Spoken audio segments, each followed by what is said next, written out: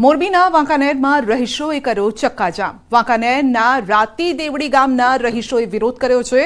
વાહનોના આડે સૂઈ જઈ અને નોંધાવ્યો છે વિરોધ। પીવાના પાણી પ્રશ્ને ગ્રામજનો રસ્તા પર ઉતરી આવ્યા। વાંકાનેર પોલીસે ઘટનાસ્થળે પહોંચીને મામલો થાળે પાડ્યો। અનેક વખત રજૂઆત છતાં કોઈ નિરાકરણ ન આવતા ગ્રામજનોએ અનોખી રીતે વિરોધ કરી અને તંત્રનું ધ્યાન ખેંચ્યું છે।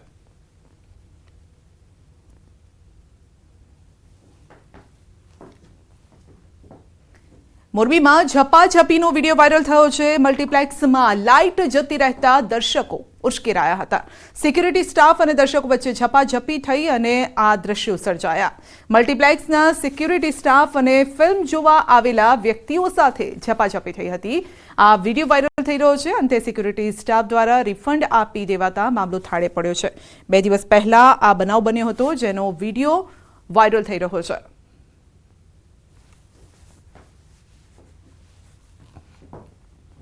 વડોદરાના પીપરી ગામે 2 જૂથ વચ્ચે બબાલ થઈ। મંદિર વિવાદને લઈને ઘર્ષણ થયું। 2 જૂથ વચ્ચે પથ્થરમારો થયો હતો અને પથ્થરમારાની ઘટનામાં 3 લોકો ઇજાગ્રસ્ત થયા છે। પોલીસ કાફલો પણ ઘટના સ્થળે પહોંચ્યો હતો।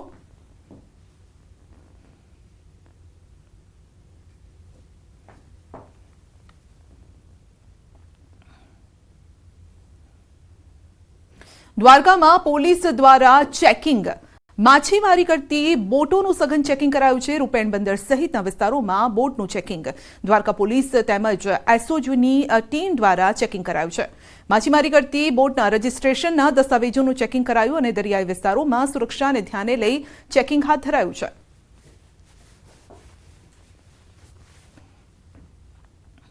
બનાસકાંઠાના પાલનપુરના મડાણા નજીકથી કેબલ ચોરી કરતી ગેંગ ઝડપાઈ છે। એક કિશોર સહિત 4 લોકોને પોલીસે ઝડપી પાડ્યા છે। ચોરીના કેબલ સહિત 10,750નો મુદ્દામાલ પોલીસે જપ્ત કર્યો છે। ઝડપાયેલા લોકો ખેતરમાં આવેલા બોર પરથી કેબલની ચોરી કરતા હતા અને સમગ્ર મામલે પોલીસે વધુ તપાસ પણ હાથ ધરી છે।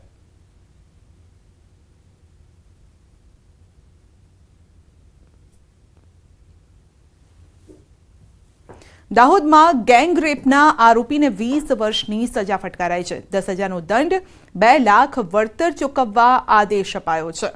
13 વર્ષની સગીરા પર ગુજાર્યો હતો બળાત્કાર। લીમખેડા કોર્ટે આરોપીને સજા ફટકારી છે।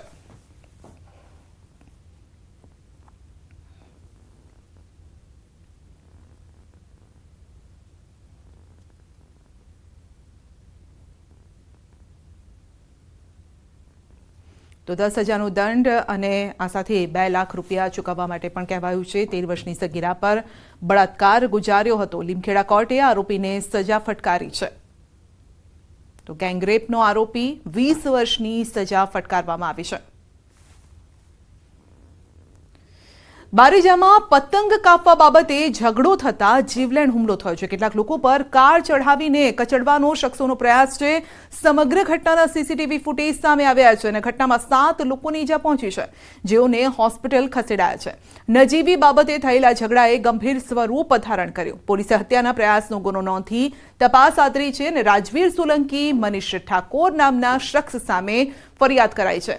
નૈનેશ નાયક, કિલરાજ સોલંકી નામના શખ્સ સામે પણ કાર્યવાહી। અસલાલી પોલીસે સમગ્ર મામલે તપાસ પણ હાથ ધરી છે।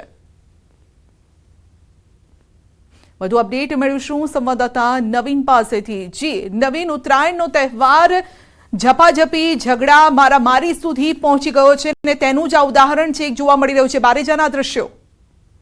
સંધ્યા, ખૂબ જ ગંભીર બાબત કહી શકાય, કારણ કે એક નજીવી બાબતની અંદર જે પ્રકારે ગંભીર સ્વરૂપ ઝઘડાએ ધારણ કર્યું હતું, 1-2 નહીં પરંતુ અનેક લોકો ઉપર આ ગાડી ચડાવવાનો પ્રયાસ થઈ રહ્યો છે। સમગ્ર જે બનાવ છે તે બનાવ ઉત્તરાયણના દિવસોનો હોવાનું સામે આવ્યું છે અને બારેજા ગામનો આ બનાવ છે।